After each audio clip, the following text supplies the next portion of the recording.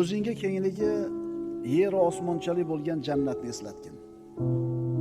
Bu dunyoda och qolasan, chorasiz qolasan, xafa bo'lasan, kasal bo'lasan, haqlaring poymol bo'ladi, zulm ko'rasan, shunda tushkunlikka tushib ketasan. Hayotdan zerikish paydo bo'ladi. Agar mana shunday holatga kelib qoladigan bo'lsang, birodar, Robbini huzurida seni kutib turgan, sen uchun tayyorlab qo'ygan jannatni o'zingga eslat. Inshaalloh o'sha jannatga borasan. Mana shu e'tiqod bilan yashaydigan bo'lsang, ustingga kelayotgan, seni yuragini siqayotgan bu balolar, musibatlar hech narsa bo'lmay qoladi. Aqlli insonlar o'zlarini oxirat uchun ishlashadi. Chunki oxirat bu dunyodan ham yaxshiroq, ham boqiroq. Ahmoq odamlar bo'lsa, mana shu dunyoni o'zinigina o'zlariga qarorgoh deb bilishadi. Shu dunyo hayotini, huzur halovatini orzularining cho'qqisi deb biladi. Alloh taolo aytadi: "Bal tu'sirunal hayatad dunya val axiratu xoyrun va abqa." Yo'q, sizlar dunyoni ustun ko'rasizlar. Vaholanki oxirat ham yaxshiroq, ham boqiroq. Birodar, dunyodan zerikkan bo'lsang, muammolardan to'ygan bo'lsang, ko'ngling sovib ketayotgan bo'lsa hayotdan, seni oxiratda kutib turgan jannatni eslat. Shunda bu musibatlarning hech narsa bo'lmay qoladi. Musibatga eng besabr odamlar kimlar bo'ladi? Ayni oxiratda unutganlar, oxiratdan umidi bo'lmaganlar. Chunki mana shu dunyoni ichida dunyoda bo'lishadi. Ularning ko'ziga faqatgina shu dunyo hayoti ko'rinadi. Undan boshqa narsani tasavvur qilisha olmaydi. Undan boshqa dunyo haqida fikr qilmaydi. Ular shu dunyoni o'zida huzur halovatni xohlaydi. Alloh azza va jalla yaratgan narsalar, mana siz bilan biz dunyoyimizda. Har bitta yaratgan narsani ziynati bor va shu narsaning orqasida maqsad bor. Har bitta yaratilgan narsani ziynati bor va maqsadi bor. O'simliklar, ularning ziynati bargi va guli. Lekin maqsadi nima? Maqsadi nima? Doni va mevalari. Kiyimlar. Uni ziynati rangi, fasoni, shakli, uzunligi, kaltaligi. Lekin maqsadi nima undan? Avratni yopishligi. Dunyo hayoti, birodarlar. Buni ham Alloh taolo yaratdi. Uni ziynati boylik, farzandlar, oltin kumushlar, uylar, qimmatbaho ulovlar. U ziynati dunyo. Lekin maqsadi-chi? Iymon va solih amal. Dunyoni turgan bitgani ziynat. Dunyoni turgan bitgani ziynat, lekin undan ko'zlangan maqsad ibodat. Shuning uchun kim asosiy maqsadni unutib qo'ygan bo'lsa, faqatgina ziynati bilan ovora bo'lib qoladi, natijada ziyonga uchraydi. Ana shu dunyoni ziynati degan, dunyoda matohlari qo'lingdan ketib qolsa, birodar, siqilma. Chunki maqsad ziynat emas. Maqsad ziynat emas. Maqsad iymon, ibodat, solih amal. Astagfirullah. Inna ja'alna ma 'alal ardi zinatan laha linabluwahum ayyuhum ahsanu amala. Sizlarni ichingizda qaysinilar chiroyliroq amal qilishlarini sinashlik uchun yerdagi bor narsani ziynat qilib qo'ydik. Dunyoni turgan bitgani ziynat. Nima uchun? Sinash uchun.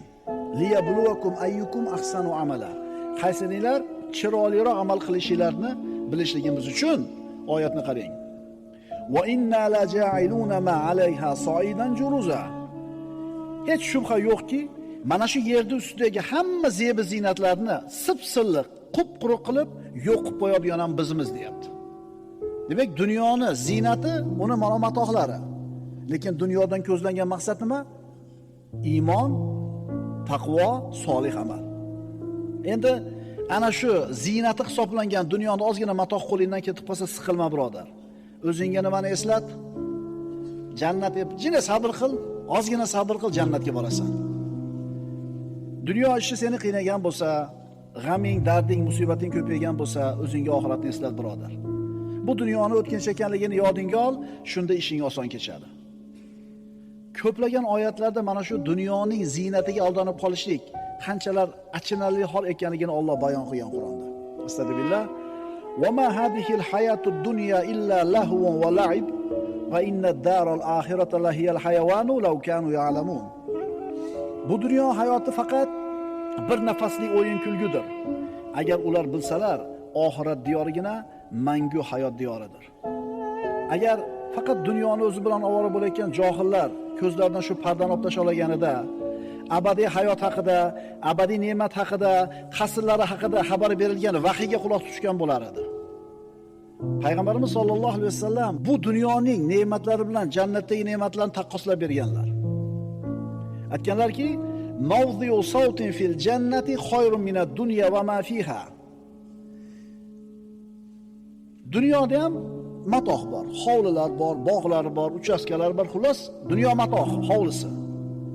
Rasululloh aytibdilar, jannatda bir qamchi tegadiganchalik joy. Qamchini yerga bir urdingiz, qancha chizadi yerni. Ana shu qamchini uchi tegadiganchalik joy jannatdagi joy. Dunyo va undagi hamma narsadan afzal. Shuning uchun arzimagan dunyo matohi qo'lingdan ketsa, arzimagan dunyoni huzur halovati sen qo'lingdan ketib, yuraging siqilib, hayotdan to'ydirib yorayotgan bo'lsa, o'zingga nimani eslat? Jannatni eslat. Vallohi jannat juda ham qadrli narsa. Haqiqatan siz bilan biz mehnat qilib, kurashib, jiddiy jahd qilishga arziydigan narsa. Bilasizmi jannatda nimalar bor? Nimalar yo'q?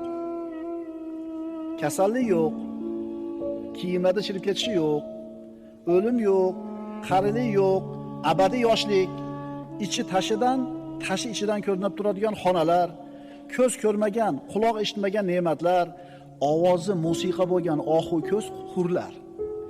Prosta tasavvur qilib ko'ringlar, ovozi muzika bo'ladi. Quloq eshitmagan, ko'z ko'rmagan, insonda aqli bovar qilmaydigan ne'mat. Ana shu narsani o'zingga eslat, birodar. Sabr qilib o'tib ketasan, 40 yil yashading, yana qancha bor, Xudo biladi. Salqini kengligi 100 yillik masofaga teng bo'ladigan daraxtlar. Uzunligi, kengligi 60 mil bo'lgan chodirlar. Tinimsiz oqib turadigan daryolar, sutli daryolar, asalli daryolar, may sharobli daryolar. Baland qasrlar, mevalar yaqin bog'lar, ko'tarilgan so'rilar, tizib qo'yilgan qadahlar, terib qo'yilgan yostiqlar, to'shab qo'yilgan gilomlar, xursandchiligi mukammal bo'lgan joy, shodligi ulkan bo'lgan maskan, xushbo'y hidlari 500 yillik masofadan kelib turadigan joy, vasfi ulug', Allohning diydori ko'riladigan joy jannat. Mana shu narsani o'zingga eslat. Ozgina sabr qil, o'tib ketasan. Bizga nima bo'ldiki, ana shu oxirat diyori haqida fikr qilmay qo'yamiz? Bizga nima bo'ldiki, shu dunyoda arzimagan matohi bizni ko'nglimizni cho'ktirib tashlaydi. Birodar, hayotdan zerikkan bo'lsang, g'amlar to'yg'izgan bo'lsa, joningdan to'yib ketib dod deging kelayotgan bo'lsa, o'zingga jannatni eslat. Endi Alloh taoloning huzuridagi ne'matlar. Birodarlar, u ne'matlarning sanog'i yo'q, miqdorining chegarasi yo'q. Abadiy yoshlik, abadiy sog'lik, abadiy qasrlar, bog'lar nihoyasi yo'q. Rosa puling ko'paydi, 60 ga kirganingda, 50 ga kirganingda. Hamma yo'g'ing bor, uje qarisan uje sen. Pakirishkani yangisini qo'yganing bilan qo'lsa o'tirgan, hadavoy to'kilgan, faralar xira, yog'yapti korobka, stuk bor motorda, to'rtta pakirishkani yangi qo'yganing bilan o'zing tugading-ku. Unga yo yetasan yo yetmaysan. Lekin sen oxiratni o'ylaginda abadiy yosh bo'lasan. Erkaklar 33 yoshda bo'ladi erkaklar. Ayollar 18 yoshda bo'ladi. Hech kim qarimaydi. Uyga ketish kerak degan g'am yo'q. O'tirgan joying seni vataning, o'tirgan joying maskaning. Ko'p yeb qo'yibman, qonnim olib ketdi noshpabga. Suvni ko'p ichib qo'yibman, uxlamadim kecha, unaqa gap yo'q birodarlar. Shuning uchun dunyodan zerikib, hayot seni siqib to'yg'izgan bo'lsa, o'zingga shu jannatni eslatgin. Aqlingni ishlatib ko'r birodar. Fikr qil. Qaysi hovli uchun ishlashlik to'g'ri bo'ladi? Qaysi hovlini g'amini qilishlik to'g'ri bo'ladi? O'zingga jannatni eslat. Hayotdagi musibatlar seni uchun yengil bo'lib qoladi. Modomiki sabr bilan, iymon bilan, qanoat bilan yashar ekansan, jannat seniki bo'lar ekan. Modomiki shunday ekan, bu musibatlar nima degan narsa? Payg'ambarimiz sollallohu alayhi vasallam aytadilar, jannatga jannatiylar kirganda nido qiluvchi nido qiladi. Ey jannat ahli, sizlar bu yerda yashaysizlar, hech qachon bu yerdan chiqmaysizlar. Abadiy tirik bo'lasizlar, hech qachon o'lmaysizlar. Doim sog'lom bo'lasizlar, hech qachon kasal bo'lmaysizlar. Doim yosh bo'lasizlar, hech qachon qarimaysizlar. Ne'matlarda doimiy bo'lasizlar, hech qachon baxtsiz bo'lmaysizlar. Ketgin kelib ketdimi? Endi savol. Kirammikinman jannatga? Ha, bu xavotir yaxshi xavotir.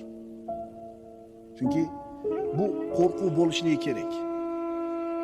Mo'min odam Allohning rahmatidan umid, azobidan qo'rquv degan ikkita qanotning o'rtasida turadi, lekin mo'tadil ketadi.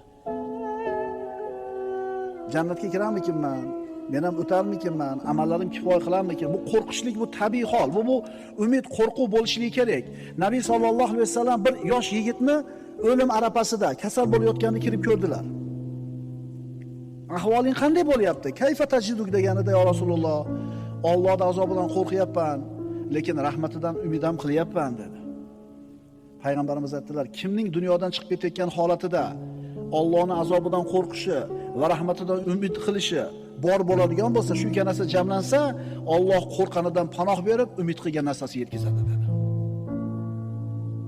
Kirasan inshaalloh birodar. Dunyoda iymon bilan o'tgin. Qo'lingdan kelgan solih amallarni qilgin. Kalima bilan chiqib olgin, inshaalloh jannatga kirasan. Ana shu jannatga kirishingni o'zingga eslatgin. Dunyo mushkulalari, muammolari seni siqib o'ldirmaydi. Alal oqibat Robbil alaminning mehmonxonasiga jannatga kirar ekansan, bu mashaqqatlar unutilib ketadi. Kambag'allikdan, kamchilikdan, tinkasi qurigan, musibatlarga uchrab ezilib ketgan banda o'zingga shu jannatni eslatgan. Dunyo hayoti bilan oxirat hayoti. Dunyoda eng huzur halovatni cho'qqisida yashagan, bironta mashaqqatli kun ko'rmagan odamni, kofir odamni 1000 yil yashagan deylik. Qiyomatga borganda jahannamga hukm bo'ldi, kofir edi.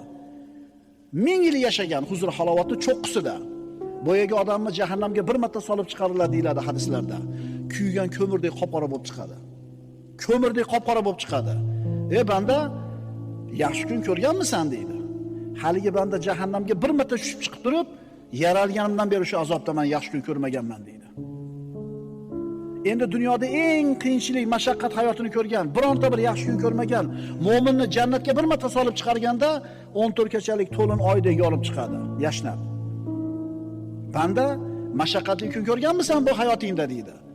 Yo'q, yaralganimdan beri rohatdaman deydi. Shuning uchun birodar, o'sha jannatni o'zingga eslatgin-da. Bu seni qiynayotgan muammolar, mushkulalar nima emas? Hech narsa emas. Bu hayotda dunyoni misoli, oxiratda hayotning misolini oldi. Nimaga o'xshaydi? Bir arqonni tasavvur qiling, nihoyasi yo'q. Boshi 10 santimetrga kraska surkab qo'yildi. Mana shu 10 santimetr joyi dunyo hayoti, arqonning qolgan qismi abadiy hayot. Hech qancha emas ekanmi? Ozgina sabr qilaylik. Abadiylik oldida 1000 yil yashasang ham hech narsa bo'lmay qoladi bu hayoting. Bu hayotda dunyo bir nafaslik o'yin kulgi xolos. Albatta Allohdan qo'rqadigan kishilar uchun oxirat diyori yaxshiroqdir. Aqlinglarni yurgizmaysizlarmi deyapti Alloh. Payg'ambarimiz sollallohu alayhi vasallam aytadilar: "Law kanatid dunya ta'dilu indallohi janaha ba'uda ma saqa kafiran minha shurbata ma." Biz juda ham qadrli deb hisoblayotgan dunyo matohi, juda ham qimmat narsa, qadrli deb o'ylayotgan dunyo matohini payg'ambarimiz aytayaptilar. Agar bu dunyo ichidagi hamma ne'matlari, boyliklari Allohning nazdida chivinning qonatishchalik qadri bo'lganida, Allohga bu dunyoda qadri bo'lganida, kofirlarga bir xo'plam suv bermasdi bu dunyoda. Ya'ni bu dunyo ne'matidan bir xo'plam suvni ham bermagan bo'lar edi. Lekin bizim nazarimizda, johil odamlarning nazarida dunyo matohi katta narsaga o'xshab ko'rinar ekanda. Dunyosi katta bo'lsa, ha Alloh yaxshi ko'ribdi, shuning uchun beribdi deb o'ylaymiz. Dunyo unaqa siz bilan biz o'ylaganda qadrli narsa emas Allohning nazdida. Endi ana shu dunyoning qo'lingdan ketib qolsa siqilma. Unaqa qadrli narsa emas sen o'ylaganchalik. Oxiratni eslat, jannatni eslat, o'sha matoing qo'lingdan ketganiga kuymaysan. Bu dunyoning yana bir o'zgachaligi, dunyoning bir ajoyib xususiyati bor. Nima demaysizlarmi? Tugaydi-da uchi. Bu dunyoning xususiyati shunaqa, tugaydi. Sen tugaysan. Agar dunyo tursa sen tugaysan. Shuni tez-tez unutib qo'yamiz. Shundan keyin jazoga tushib ketamiz-da. Bu xususiyati nima edi? Boy ham kambag'al ham bo'ladi. Musulmon ham kofir ham bo'ladi, zolim ham mazlum ham bo'ladi, shoh ham gado ham bo'ladi. Bu dunyo tugaydi birodar. Bu dunyo shu o'lim bilan tugaydi. Boyni boyligini ketkazadi, kambag'alni kambag'alligini ketkazadi. Zolimni zulmini ketkazadi, mazlumni mashaqqatiga chek qo'yadi. Huzur halovatdagi kayf safoda yashayotgan odamni mana shu narsalarni olib ketadi. Shuning uchun tez-tez o'zingga o'limni eslatib tur.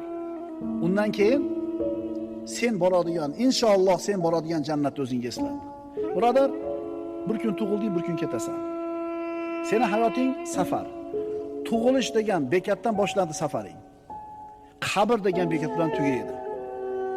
Endi shu ikkala bekatni orasida qaysi o'rindasan? O'rtaroqdamisan yo oxirroqdamisan? Uni bilmaysan. Boshidamisan, o'rtamizdan xabaring yo'q. Buni faqat Alloh biladi. Eng yomoni nima?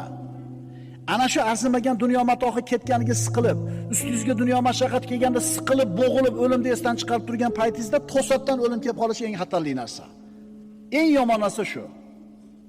Bir solih kishi aytadi, agar menga bugun kechki paytga borib o'lasan desam, amalimga hech narsa qo'sha olmayman deydi. Nima degani bu? Agar kechki payt o'lasan desa, amalimga hech narsani qo'sha olmayman men deyapti. Nima degani bu? Chunki amalini imkon darajasida qilib yuribdi, qo'sha olmaydi. U tayyor o'limga. Hozir desa ham ketaveradi u.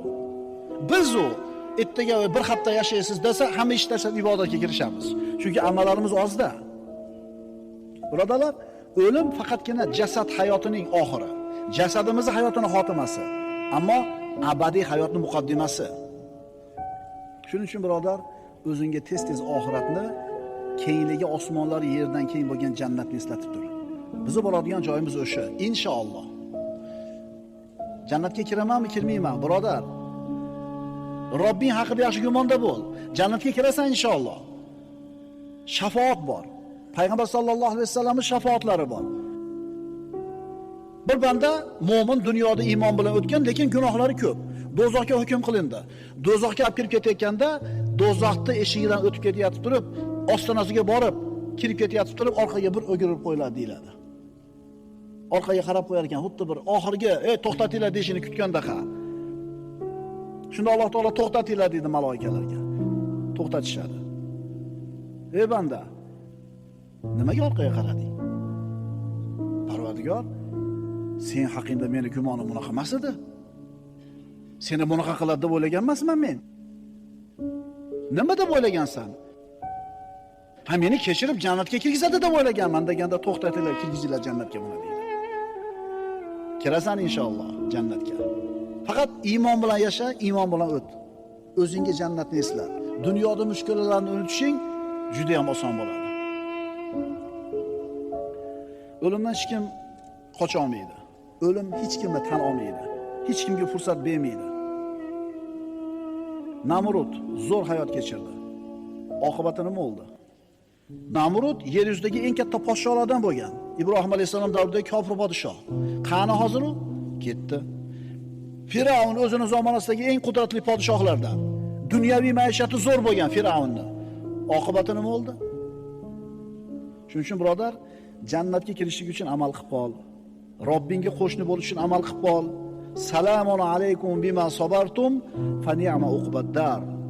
Jannatga kirganda maloikalar aytadi, sabr toqat qilib o'tganlaringiz sababli mana shu maskan jannatda sizlarga tinchlik, osoyishtalik bo'lgay va bu naqadar yaxshi diyordir.